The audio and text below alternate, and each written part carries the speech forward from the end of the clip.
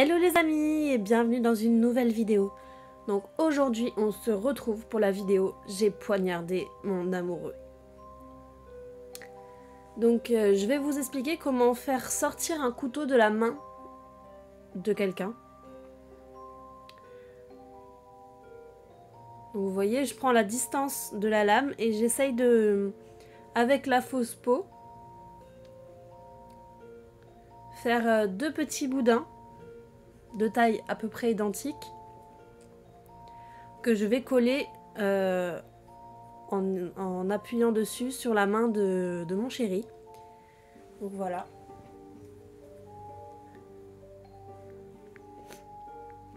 Je vous conseille de faire ça avec un couteau à beurre parce que il faut que ce soit quand même quelque chose d'assez rigide pour pouvoir prélever la peau. Mais pas quelque chose de tranchant parce que vous risquez de faire mal à votre modèle sinon. Donc là vous voyez, j'essaye de bien faire adhérer la fausse peau à la vraie peau du modèle.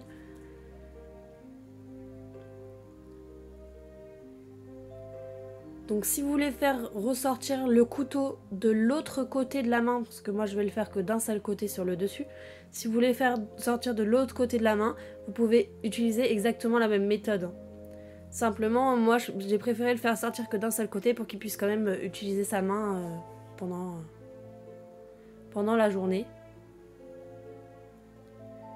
Vous voyez, on appuie dessus pour faire adhérer à la peau. Et on laisse au milieu un espèce de tout petit écart, histoire de pouvoir passer la lame du couteau. Donc moi ce couteau je l'ai trouvé, en fait si vous voulez c'est un serre-tête où vous voyez il y a un côté qui sort de la tête et de l'autre côté qui sort de l'autre tête. Moi j'ai tout simplement cassé le serre-tête et j'ai juste gardé le couteau en fait. Et là je vais faire adhérer la fausse peau au couteau directement, donc en appuyant, en remontant la peau contre le couteau. Pour que ça adhère, vous voyez, ça tient déjà tout seul quasiment. Mais on va rajouter quelque chose après, vous pourrez voir. Donc là, j'ai fait le tour. Bien sûr, quand vous faites ça, tenez toujours le couteau d'une autre main.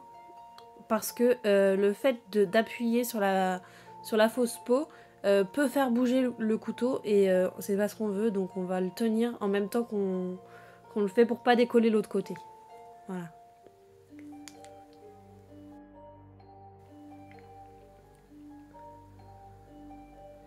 Ensuite, je vais me servir du latex liquide.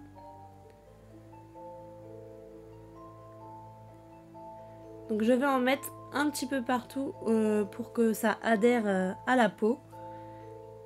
À la vraie et fausse peau pour le coup.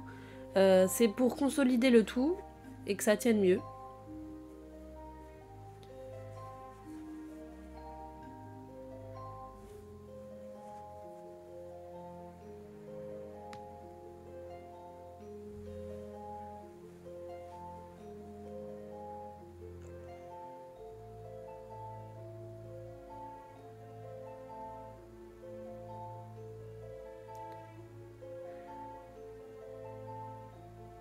Je vais vraiment en mettre partout.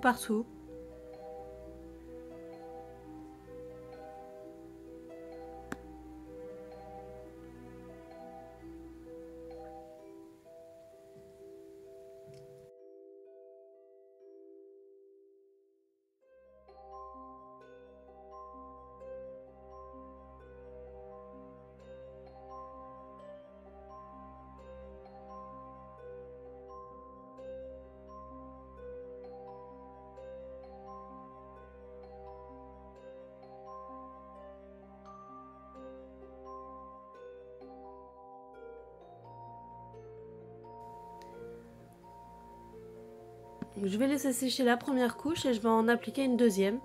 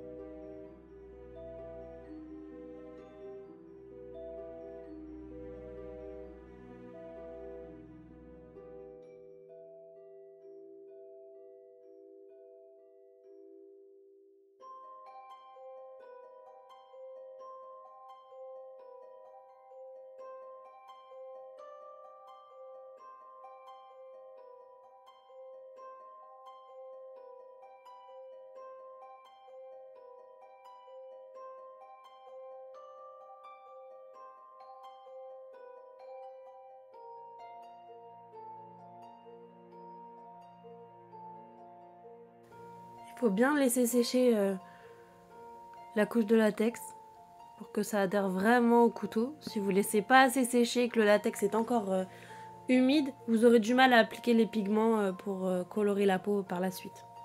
Donc ensuite, je vais prendre un fard gras rouge que je vais appliquer sur le latex. Je vais également appliquer du noir en le mélangeant avec le rouge pour faire plusieurs nuances de rouge. Vous voyez, il ne faut pas que c'est une seule couleur de rouge, sinon ça ne sera pas réaliste. Il faut faire plusieurs nuances, un coup du rouge, un coup du bordeaux, un coup du noir. Vous pouvez même rajouter, je vous montrerai par la suite, que je rajoute du jaune aussi. Je vous épargne les deux côtés, hein, je fais en accéléré, vous verrez. Donc on met du rouge, du noir, du jaune et on mélange tout ça pour faire quelque chose d'assez réaliste. Donc là, moi d'abord j'ai commencé par le rouge et ensuite j'ai rajouté du noir par endroits. N'oublie pas surtout aussi la lame du couteau, là où on a mis du latex sur la lame.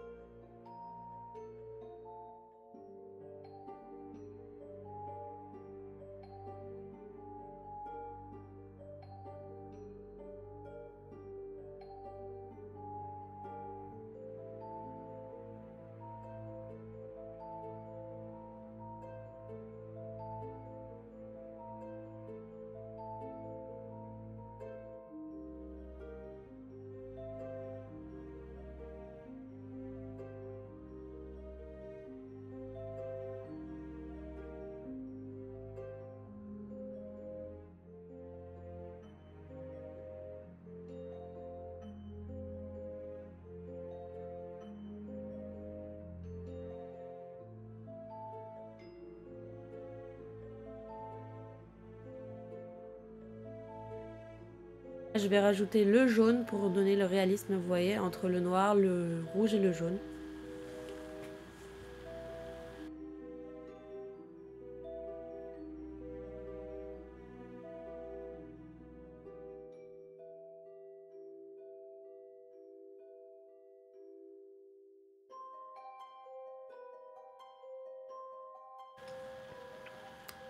Ensuite, je passe à la dernière étape, le faux sang. Donc je vais appliquer, c'est du faux sang que j'ai trouvé en commerce, mais c'est un peu du faux sang gélifié si vous voulez. Donc on va pas en mettre partout parce que sinon ça fera pas réaliste. On va en mettre à la commissure du couteau. Et on va faire de légères petites traînées toutes mini, histoire de dire que le sang a coulé. Mais faut pas en mettre partout sur la main, sinon ça fera pas trop réaliste.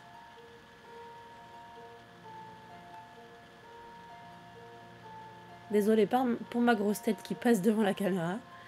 Je m'en suis pas rendu compte au moment de filmer.